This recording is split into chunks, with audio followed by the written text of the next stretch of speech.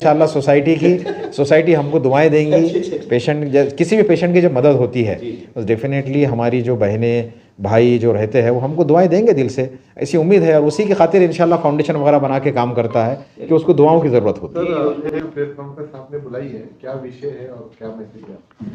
देखिए, जैसे आप सभी शहर के और मराठवाड़ा भर के लोग जानते हैं कि हमारा एशियन हॉस्पिटल जो यहाँ जालना रोड पर है, आकाशवाणी सिग्नल जालना रोड पर, हमारे हॉस्पिटल में अल्हम्दुलिल्लाह सारी स्पेशलिटीज़ और सुपर स्पेशलिटी ब्रांचेस है। ऐसा कोई भी डिपार्टमेंट नहीं होगा जो यहाँ नहीं है। उसके साथ साथ मुझे ऐसे लगा, चूँकि मैं पीडियाटिशियन हूँ, पीडियाटिक्स में भी मेरा जो स्पेशलिटी है, मैं वो न्यूबॉर्न बेबीज़ जो होते हैं, नवजात शिशु, उनके लिए मैं ट्रेंड हूँ कि उनको मैं ट्रीटमेंट कर सकूँ। और ये बहुत ही सेंसिटिव मैटर है, तो इस बारे में मैं आज बात करना चाह रहा था। उसका मेन रीज़न ये था कि हमारे शहर में और आसपास के इलाक़ों में लाखों की आबादी है, लेकिन इन सब की आबादी होने के बावजूद जितने हज़ारों बच्चे पैदा होते हैं, तो इनको जब NICU का एडमिशन लगता है तो मुफ्त में जो ट्रीटमेंट मिलना चाहिए, फ्री में, गरीब लोगों को ख़ास तौर से, उसके लिए सिर्फ घाटी हॉस्पिटल यानी गवर्नमेंट मेडिकल कॉलेज है। लेकिन वहाँ का रूल ये है कि जो बच्चे उस हॉस्पिटल में पैदा होते हैं सिर्फ उन्हीं को NICU में एडमिट करते हैं, और जो किसी और नर्सिंग होम या और हॉस्पिटल या और शहर में पैदा होगा, अगर वो वहाँ रेफ़र होता है तो उसको वहाँ पर एडमिट नहीं किया जाता है।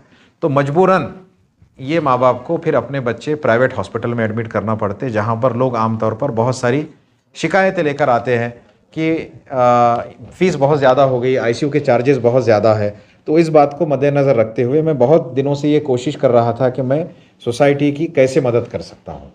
तो आज उसके लिए हमने ख़ास तौर से ये सोचा है कि हमारे पास में चूँकि MJPJAY महात्मा ज्योतिबा फुले जन आरोग्य योजना तो है ही, जिसमें तकरीबन चीज़ें जो है वो फ्री में न्यूबॉर्न बेबीज़ के लिए ट्रीट होती है, चाहे उनके ऑपरेशंस हो, चाहे NICU का एडमिशन्स हो। लेकिन उसके बावजूद क्या होता है कि पेपर्स का बहुत बड़ा मसला है लोगों के अंदर। आमतौर पे हम जो टारगेट कर रहे हैं, जहाँ एजुकेशन की कमी है या थोड़ा सोशियो इकोनॉमिक स्टेटस कम है, उन लोगों के लिए वहाँ पेपर्स भी बहुत कम रहते हैं, तो उनको फिर ये फ्री के स्कीम का फ़ायदा मिलना मुश्किल हो जाता है पेपर्स की कमी से, या पेपर्स भी हो तो कुछ बीमारियां हैं जो इसमें कवर नहीं होती है। इसलिए मैंने ये सोचा हूँ कि मेरे पास का जो NICU है, अल्हम्दुलिल्लाह हमारे पास में 3 पीडियाटिशियन की टीम है, उनके साथ RMOs है, नर्सिंग स्टाफ है। आम तौर पर प्राइवेट हॉस्पिटल में जहाँ पर 100 रुपये का चार्ज होता होगा पर डे का, मिसाल के तौर पर, तो हमने सोचा उसको हम क्या करेंगे कि 60-70 रुपये हमारे पास का चार्ज रखेंगे। पहले तो चार्जेस कम रखेंगे, उसका हमने चार्ट बनाया है जो हम आपको जो है दे देंगे इंशाल्लाह अभी। उसके बाद में भी अगर किसी का उस लेवल से यानी 60-70% से भी अगर चार्जेस, अगर समझ लो आपके 20,000 रुपये हो गए टोटल बिल, तो उसमें भी इंशाल्लाह मैं 50% डिस्काउंट करना चाहता हूँ। यानी 10,000 रुपये आप पेशेंट को बिल भरना पड़ेगा। ऑलरेडी जो चार्जेस है उससे 60-70% यानी जो दूसरे कंपेरेटिव है, और जो बिल हो रहा उसका भी 50% डिस्काउंट देंगे इंशाल्लाह हम आपको। वो डिस्काउंट ऐसे ही हॉस्पिटल से आपको नहीं मिल रहा है। मेरी एक NGO है, उसका नाम है DSH foundation, doctor Shoaib Hashmi foundation.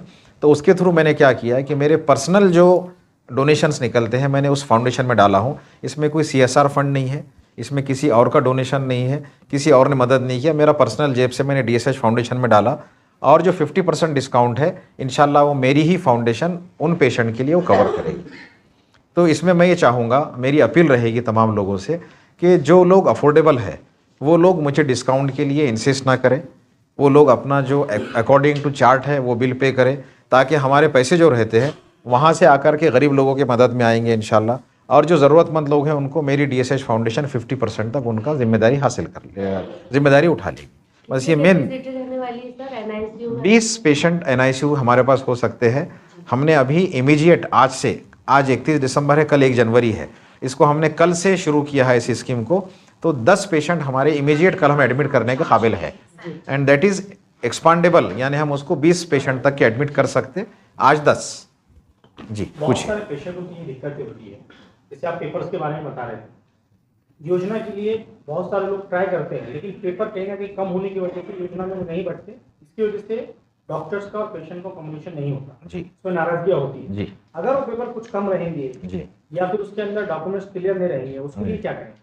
जहाँ पेपर नहीं बन सकते, जहाँ हमको गवर्नमेंट की तरफ से टेक्निकल मसाइल आते हैं, उन्हीं के लिए मैंने कहा कि पेपर अगर हल हो सकते हैं मसला तो बहुत अच्छी बात है, योजना में फ्री में हो जाएगा। नहीं हुआ तो और बड़े हॉस्पिटल से कंपैरिजन में हमारे पास 70% चार्जेस है और उसका 50% का जो पैसे का जो लोड है वो हमारी एनजीओ डीएसएच फाउंडेशन इंशाल्लाह लेगी। तो एशियन हॉस्पिटल में कंपैरेटिवली 25 to 30% चार्जेस में पेशेंट का ट्रीटमेंट इंशाल्लाह हो जाएगा। अब बहुत सारी बीमारियाँ ये होती है, जैसे भी कैंसर की बीमारी का जी जिसका ऑपरेशन कॉस्टली जाता है, जी लेकिन होता ये कि योजना में 1 लाख 2 लाख 2.5 लाख का होता है। अब जैसे आप आपकी संस्था की बात कर रहे हैं जी मेडिकल के लिए वो लोग बहुत ज़्यादा परेशान हो जाते जी। हैं, उसके लिए क्या कर रहा है एशियन हॉस्पिटल? स्पेशली आज का जो मैंने बातचीत रखा हूँ वो सिर्फ एनआईसीयू के पेशेंट न्यूबॉर्न बेबीज़ के लिए है, जो मेरा अपना डिपार्टमेंट भी है। मैं हॉस्पिटल चलाते हुए इसका चेयरपर्सन तो हूँ, लेकिन मैं ख़ुद भी पीडियाट्रिशियन हूँ, तो मैंने ख़ास एनआईसीयू के लिए आज रखा हुआ हूँ।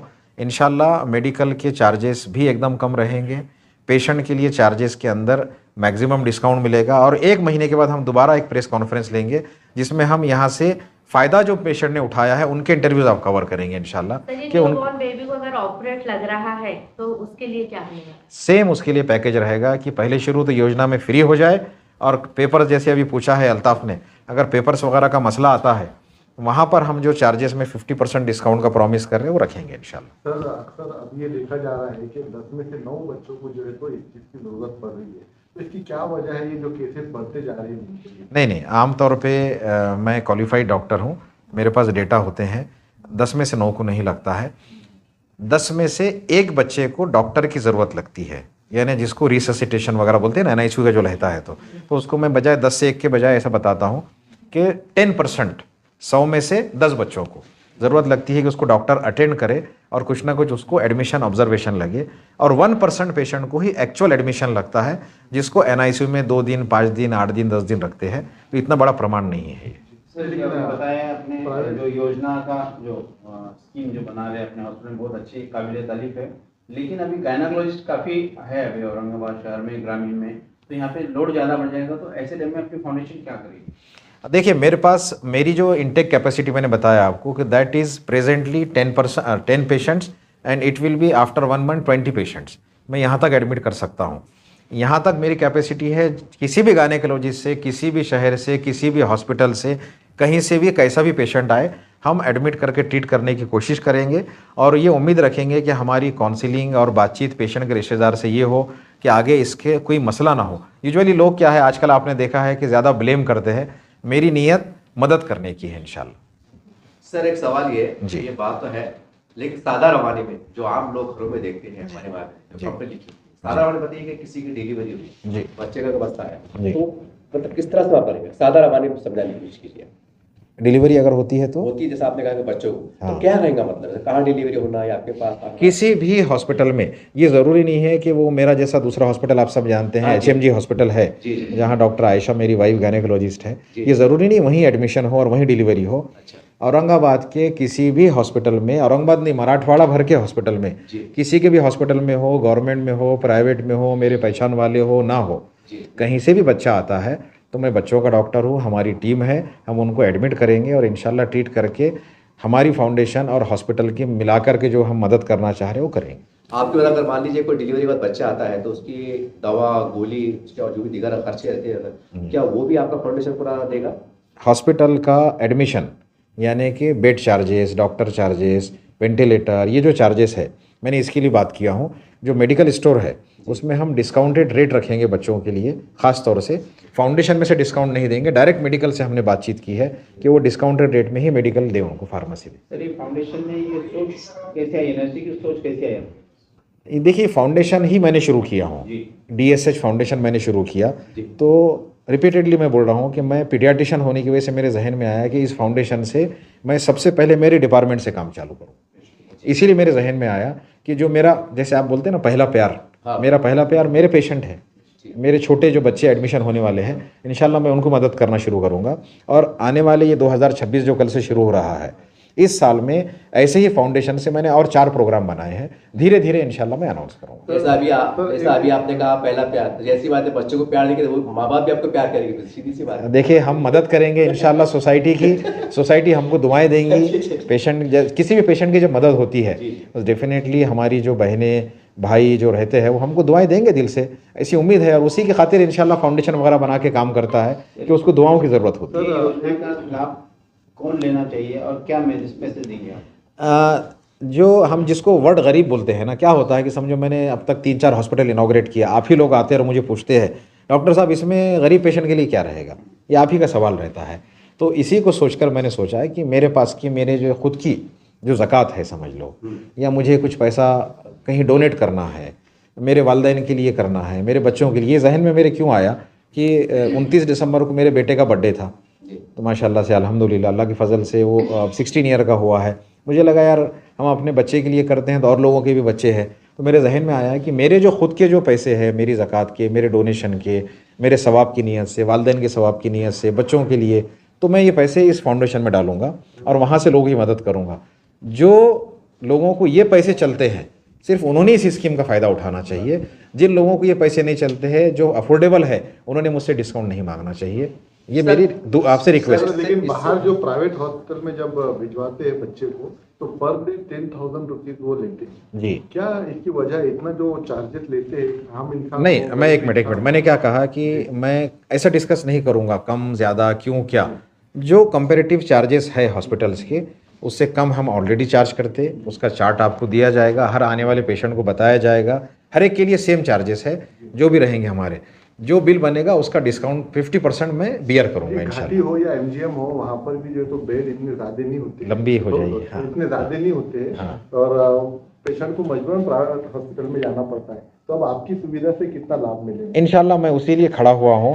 अगर मुझे अल्लाह ताला ने इस काम के लिए चुना है और 20 पेशेंट भी अगर फुल होते हैं और आगे ज़रूरत पड़ती तो मैं उसको 50 तक भी लेकर जाऊँगा, 100 तक भी ले जाऊँगा। लोगों को मदद करना मेरा ख्वाहिश है और मेरा ऐसा एक इरादा है कि अपने ज़रिए से जितना हो सकता सोसाइटी को फ़ायदा पहुँचे इंशाल्लाह। आपका एक सोशल मैसेज दे दीजिए आपका एक मैसेज। जितने भी प्रेग्नेंट फीमेल्स होती हैं इस पेशेंट से रिलेटेड, क्यों तो बच्चा पैदा होने के पहले माँ के पेट में होता है, मेरी उन सब ख़वातीन से, बहनों से गुजारिश है कि वो अपना ANC चेकअप क्वालिफाइड गायनेकोलॉजिस्ट के पास रेगुलर कीजिए ताकि आने वाले पैदा होने वाले बच्चों को एडमिशन्स की कम से कम ज़रूरत पड़े, अवेयरनेस रहे, यूट्यूब पर देखा करे अपना केयर कैसे करना चाहिए। प्रेस कॉन्फरन्समध्ये काय सांगेल तुम्ही, काय सांगेल बोला? सर्वप्रथम शहरातील आणि मराठवाड्यातील नामांकित एशियन हॉस्पिटलचे डायरेक्टर आमचे सुप्रसिद्ध असे बालरोगतज्ञ डॉक्टर शोएब हाशमी सरांनी समाजाच्या भल्यासाठी जे काही त्यांचा मानस बोलून दाखवला आहे त्यांच्याबद्दल मी डॉक्टर साहेबांचं अभिनंदन करतो। आणि पूर्णपणे एशियन हॉस्पिटल तर खूप प्रसिद्ध आहेच, पण आमचं बाल रुग्णालयाचा जो विभाग आहे त्याच्यासाठी आम्ही पूर्णपणे पिडॅट्रिशियनची टीम सुसज्ज आहोत। लोकांचं जी काही सर्व सुविधांनी, सर्व इन्स्ट्रुमेंटनी अद्ययावत असं आमचं विभाग आहे, तर आम्ही त्यांच्या लोकांच्या सेवेसाठी सुसज्ज आहोत। आणि